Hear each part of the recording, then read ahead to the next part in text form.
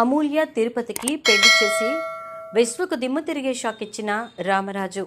ఇదంతా ఎలా జరిగిందో వీడియో ద్వారా చూసేద్దాం. ఎక్కడ వీడియోని స్కిప్ చేయకుండా చివరి వరకు చూడండి, పూర్తిగా మీకు అర్థమవుతుంది. వీడియోని లైక్ చేయటం, షేర్ చేయడం మర్చిపోకండి.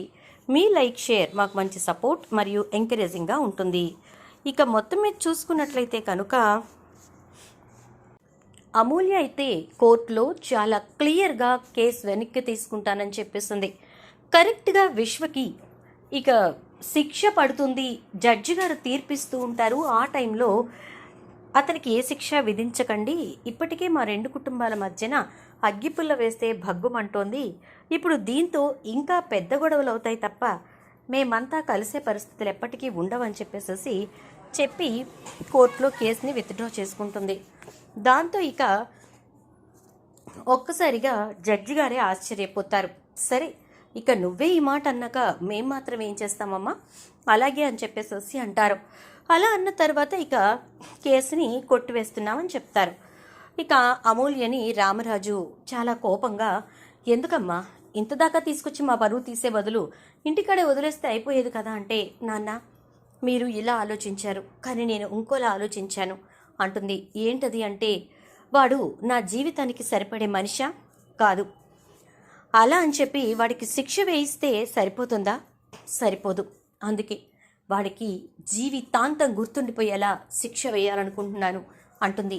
ఏం మాట్లాడుతున్నావు అమూల్య అంటే, చెప్తాను నాన్న, నేనేం చేయాలనుకుంటున్నానో మీకు చెప్తాను అని చెప్పేసేసి ఇక అంటుంది అమూల్య. అయితే ఇంటికి వెళ్ళిపోతారు.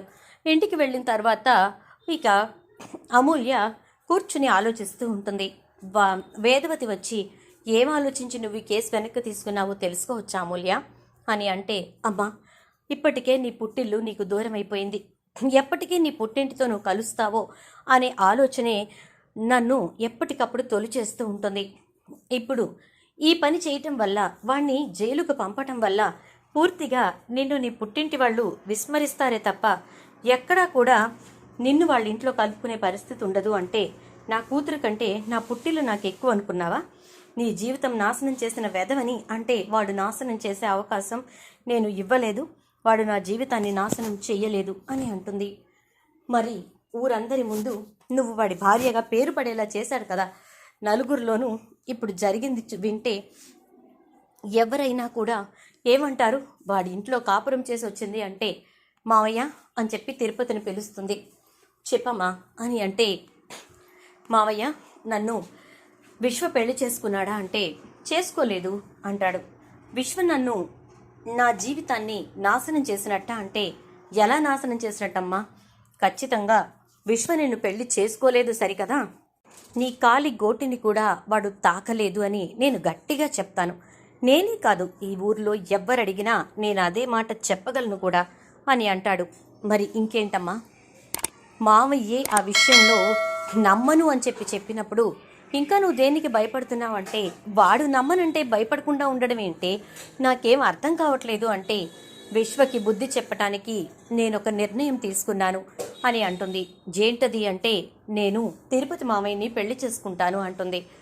ఏం మాట్లాడుతున్నావు అమూల్య, తిరుపతిని నువ్వు పెళ్లి చేసుకోవడం ఏంటి అని అంటే, అవునమ్మా, తిరుపతి మామయ్యకి ఏం తక్కువ చెప్పు, ఇదే ఇంట్లో మీ చేతుల మీద పెరిగాడు, నాకు మామయ్యకి కాస్త ఏజ్ గ్యాప్ ఉంది, కాదని అనను, అలా అని చెప్పి మామయ్య పరాయివాడు కాదు కదా, నన్ను పూర్తిగా నమ్మేవాడే నాకు భర్త అయితే నాకు ఎలాంటి ఇబ్బంది ఉండదు. ఎందుకంటే వాళ్ళ ఇంటికి వెళ్ళి నేను కొన్ని రోజులు వాళ్ళ ఇంట్లో ఉండి వచ్చాను కాబట్టి ఖచ్చితంగా ప్రపంచం అంతా మీరు అనుకున్నదే అనుకుంటుంది. కానీ నన్ను చేసుకునే మనిషి నన్ను నమ్మితే చాలు. ఇక నేను మామయ్యని చేసుకోవటం వల్ల వేరేగా అత్తింటికి వెళ్లాల్సిన అవసరం కూడా ఉండదు, ఇదే ఇంట్లో ఉంటాను అని అంటే, మంచి మాట చెప్పావా అమూల్య అంటాడు రామరాజు. ఒక్కసారిగా క్షమించండి నాన్న, మిమ్మల్ని అడగకుండా ఈ నిర్ణయానికి వచ్చినందుకంటే, లేదు కరెక్ట్ మాట చెప్పావు, వాడి మొక్కం మీద కొట్టినట్టు వీడిని పెళ్లి చేసుకోవటం ద్వారా నీ కుటుంబంలో నీలాంటి వాళ్లే కాదురా, మంచి వాళ్ళు కూడా ఉన్నారు అని చెప్పేసేసి నువ్వు చెప్పిన దానివి అవుతావు. నిజమే, ప్రపంచమంతా కోడై కూస్తుంది, ప్రపంచమంతా నిన్ను వేలెత్తి చూపిస్తుంది అనే భయమే లేదు. మీ మావయ్య నిన్ను పెళ్లి చేసుకుంటే నువ్వు ఏ తప్పు చేయలేదని ఇంట్లో వాళ్ళు నమ్ముతున్నారనేది ప్రపంచానికి అర్థమవుతుంది. ఇలా అన్ని విధాలుగానూ చెప్పకుండానే సమాధానం చెప్పినట్టు అవుతుంది. మంచి నిర్ణయం తీసుకున్నావు అని అంటాడు. దాంతో ఇక అమూల్య, చాలా థ్యాంక్స్ నాన్న, నన్ను అర్థం చేసుకున్నందుకు అంటే, కానీ నువ్వు నాకు ఒక విషయం చెప్పాలి అంటే, ఏంటి నాన్న అంటుంది. ఎందుకు వెనక్కి తీసుకున్నావు కేసుని అంటే, విశ్వ కాలేజీకి వచ్చి నన్ను బెదిరించాడు నాన్న. జీవితంలో నీకు పెళ్లి కాదు, ఎవడూ నిన్ను పెళ్లి చేసుకోడు, జీవితాంతం నీకు నేను తప్ప మరొక దిక్కు లేదు అని చెప్పి నన్ను హేళన చేసి మాట్లాడాడు. అప్పుడు నేను మాట్లాడలేకపోయాను, మాట్లాడదలుచుకోలేదు కూడా. కానీ ఖచ్చితంగా నేను అనుకున్నదైతే ఒక్కటే, ఏంటో చెప్పనా నాన్న, వాడి ముఖం మీద కొట్టినట్టు వాడికంటే గుణవంతుణ్ణి పెళ్లి చేసుకోవాలి అనుకున్నాను, వాడికంటే సంస్కారవంతుణ్ణి పెళ్లి చేసుకోవాలనుకున్నాను. మీ చేతుల్లో పెరిగిన మావయ్య కంటే ఇంకెవరుంటారు నాన్న సంస్కారవంతులు? మీ చేతుల్లో మీ కనుసన్నల్లో పెరిగిన మామయ్య కంటే ఇంకెవరుంటారు నాన్న గుణవంతులు? చిన్నప్పటి నుంచి ఆయన్ని చూస్తూనే ఉన్నాను. ఏ రోజు కూడా తప్పుగా మాట్లాడటం కానీ తప్పుగా ప్రవర్తించడం కానీ మామయ్య దగ్గర నేను చూడలేదు. అందుకే మామయ్య లాంటి మనిషిని పెళ్లి చేసుకుంటే విశ్వకి కూడా ముఖం మీద కొట్టినట్టు సమాధానం చెప్పినట్టు అవుతుంది అనిపించింది నాన్న అని అనేసరికి, మంచి ఆలోచన చేశావు, ఇలాగే అనుకో, నేను ఈ పెళ్లి చేసి తీరుతాను. చేయటం మాత్రమే కాదు. ఇక ధీరజ్, ఎందుకు అమూల్య ఇలాంటి నిర్ణయం తీసుకున్నావు అని చెప్పని అంటే, వాడి ముఖాన సమాధానం చెప్పటానికన్నయ్యా అని అంటుంది. సరే, మంచి ఆలోచన, తిరుపతి మావయ్య కంటే మంచోడు ఈ ప్రపంచంలో ఎవడు ఉండడు అని చెప్పని అంటే, ఒరే అల్లుడు, నిజంగానే నువ్వు నన్ను అంటున్నావా, లేకపోతే నీ చెల్లిని పెళ్లి చేసుకుంటున్నాను కాబట్టి అలా అంటున్నావురా అంటే, మావయ్య నీకు బంగారం లాంటి ఆడపిల్ల దొరికింది, ఇంకేంటి చెప్పు అంటే, నా చేతులతో ఎత్తుకుని పెంచి దాన్ని నేను పెళ్లి చేసుకోవటం ఏంట్రా అంటే, తప్పే ఉంది, ఏ కసాయివాడు మేకను పెంచి పెంచి ఆఖరికి చంపే ఇట్లా అంటే, ఒరేయ్ అంటే ఇప్పుడు మీ చెల్లెలు నేను చంపేస్తున్నానంటావా అని అంటాడు. అబ్బా అలా కాదు, దాని చేతిలో నువ్వు చావకుండా ఉంటే చాలే మావయ్య, నువ్వెక్కడ దాన్ని చంపగలవు కానీ అంటే, అది నిజమేరా, అమూల్యతో వేగడం నా వల్ల కాదు అని అంటే, అయితే నా కూతురిని పెళ్లి చేసుకోవా ఏంట్రా అంటుంది వేదవతి. అక్క, అంత ధైర్యం నేను చేయగలనా చెప్పు, ఎందుకు అనవసరంగా మాట్లాడుకోవటం? సరేలే, అయ్యిందేదో అయ్యింది, బావ అయితే మొత్తానికి నా పెళ్లి చేయాలనుకున్నాడు, చేస్తున్నాడు, అది చాలు, నాకు అదే సంతోషం అని చెప్పని అనేసరికి ఇక వేదవతి అయితే, ఏమండి పెళ్లి ఏర్పాట్లు అవి చేసేస్తే వాడికి ఏం కొనాలో చెప్తే అంటే, ఇక తిరుపతి, నాకు పెళ్లి జరుగుతుంది, అంతకుమించి ఇంకేం కావాలక్క, నాకింకేం వద్దు అంటే, నువ్వు వద్దన్నా చేయాల్సినవి మేము చేస్తాంలేరా, మాకింకెవరున్నారు, చిట్ట చివరిగా అదొక్కతే, బంగారు తల్లి, వాళ్ళ నాన్న కదంటే ప్రాణం అని చెప్పేసేసి అంటూ ఇక తిరుపతికి కావాల్సినటువంటి బంగారం అంటే చైన్ ఇంకా బ్రాస్లెట్ అలాంటివన్నీ కూడా కొంటుంది వేదవతి. అమూల్యకి ఆల్రెడీ బంగారం ఉంటుంది. ఇద్దరికి పెళ్లి అని చెప్పి పత్రికలు వేసి ఊరంతా పంచిపెడతారు. మంచి నిర్ణయం తీసుకున్నారు. మీ చేతుల మీద పెంచిన వాడి జీవితాన్ని ఒక దారికి తీసుకొచ్చారు. అనవసరంగా చెడ్డ పేరు పడ్డ అమూల్య జీవితం మంచిగా మారుతుంది అని అందరూ అంటారు. ఇక విశ్వకైతే ముఖం కొట్టేసినట్టు అవుతుంది. నేను పెళ్లి చేసుకుని వదిలేసిన అంటూ ఉంటే, ఒరే విశ్వ, నువ్వు పెళ్లి చేసుకుని వదిలేయలేదురా, నిన్నే నా మేనకోళ్ళు వదిలేసింది, ఎడం కాలుతో తంతే ఎల్లి జైల్లో పడ్డావు, గుర్తులేదా?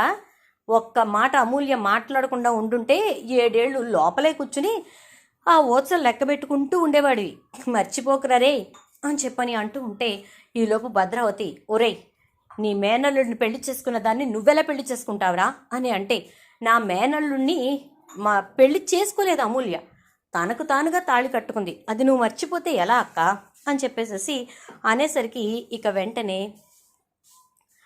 విశ్వ అయితే, అత్త వదిలేసాయి, వాడు ఏం మాట్లాడని నువ్వేం పట్టించుకోకు అంటూ ఉంటే, ఇక పెళ్లి పందిరి వేసి అంగరంగ వైభవంగా పెళ్లి చేస్తాడు రామరాజు. ఈ పెళ్లి జరుగుతున్నంతసేపు కూడా విశ్వ అయితే గదిలో నుంచి బయటకు రాలేక, లోపల ఉండలేక చాలా ఇబ్బంది పడుతూ ఉంటాడు. ఇక ఈలోపు భద్రావతి వచ్చి, ఏంట్రా ఎందుకలా ఉన్నావు, ఆ పెళ్లి బాజాలు వినలేకపోతున్నావా ఏంటి అని చెప్పని అంటే, అవునత్త, నేను వినలేకపోతున్నాను, అది నేను జీవితం నాశనం చేసి ఎవ్వరికీ పనికి రాకుండా పక్కన పడేయాలనుకున్న పిల్ల, అలాంటి దాన్ని ఈ మామయ్య పెళ్లి చేసుకుని ఒక జీవితాన్ని ఇస్తుంటే నేను తట్టుకోలేకపోతున్నాను అని అంటే, అమ్మ పెట్టదు, అడుక్కు తిననివ్వదు అని బంగారం లాంటి మరదలను వదిలేసుకున్నావు. జీవితాంతం ఏడవడం తప్ప నువ్వు చేయగలిగింది ఏమీ లేదు విశ్వ. ఎందుకంటే దాన్నే పెళ్లి చేసుకుంటానని చెప్పి కోర్టులో చెప్పినట్టయితే శిక్ష తప్పేది. దాన్ని నువ్వు పెళ్లి చేసుకుని హాయిగా ఉండేవాడివి. అది కాక ఇది కాక మొత్తానికి ఎటు కాని వాడివి నువ్వయ్యావు. అమూల్య జీవితం బంగారంలాగా తిరుపతి చేతుల్లో పడుతోంది. సంతోషంగా ఉంటుందిలే ఆ పిల్ల అని చెప్పేసేసి అంటుంది ఇక విశ్వ వాళ్ళ అమ్మ కూడా. దాంతో ఇక విశ్వ కోపంతో రగిలిపోతూ దాన్ని వదిలిపెట్టను, ఎలా అయినా సరే దాని జీవితం నాశనం చేసి తీరుతానంటే ఇక నోరు మూసుకునుండు. ఇప్పటిదాకా చేసింది చాలు. ఇంకొకసారి దాని వైపు చూసినా దాని గురించి ఆలోచించినా చెంపలు పగిలిపోతాయి. జాగ్రత్త. ఒరేసేనా నీ కొడుక్కి చెప్పు, పిచ్చి పిచ్చి వేషాలు వేస్తే ఆస్తిలో చిల్లి గవ్వ కూడా ఇవ్వనని చెప్పి అని అంటే అలాగేనమ్మా అని చెప్పనని, రేయ్ అయిపోయింది కదా, ఇక నువ్వు మళ్ళీ అమూల్య జోలికి వెళ్ళకు, అర్థమైందా అని చెప్పేసేసి అంటూ ఉంటే విశ్వ ఫోన్ మోగుతూ ఉంటుంది. ఫోన్ లిఫ్ట్ చేస్తే అసలు మగాడివేనా, బుద్ధి జ్ఞానం ఉందా, రోషం పౌరుషం ఏమన్నా ఏడ్చాయా అంటూ తిట్ల దండకం వినిపిస్తూ ఉంటుంది. ఎవరు ఎందుకు ఇలా తిడుతున్నారు అంటే, నెల రోజులు నీ ఇంటికి తీసుకెళ్లి కాపురం చేసి వదిలేసిన దాన్ని నీ బాబాయ్ చేసుకుంటుంటే నీకు సిగ్గనిపించట్లేదా అంటూ వల్లి మొదలు పెడుతుంది. ఏయ్ నువ్వు మాట్లాడకంటే రోషం పౌరుషం లేనోడికి సహాయం చేశాను చూడు, నాది తప్పు అంటుంది. ఏంటి ఏం కావాలి అంటే, నిజంగా నువ్వు మగాడివైతే వెళ్ళి దాన్ని పీటల మించి ఎత్తుకెళ్ళి పెళ్లి చేసుకో అని చెప్పని అంటూ ఉంటే, వద్దమ్మా మహాతల్లి, ఒకసారి నువ్వు చేసిన సాయానికి ఇదిగో ఇంత దూరం వచ్చి పడ్డాను, ఇంకా చాలు నాకు, దాని జోలికి కూడా వెళ్ళను అని అంటాడు.